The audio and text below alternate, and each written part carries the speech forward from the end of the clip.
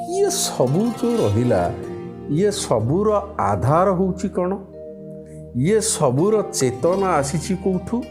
ये आसीची आमर संस्कृति। आमर जो संस्कृति रही जितेबाला आम संस्कृतिर कथा आलोचना करुचंती सभ्यतार कथा आसुची, परंपरार कथा मध्य ता भीतर को आसुची। तेबे संस्कृति कौन? संस्कृति होउची मनीषर गोटे आत्मिक उत्कर्ष एवं आत्म साक्षात्कार मार्ग।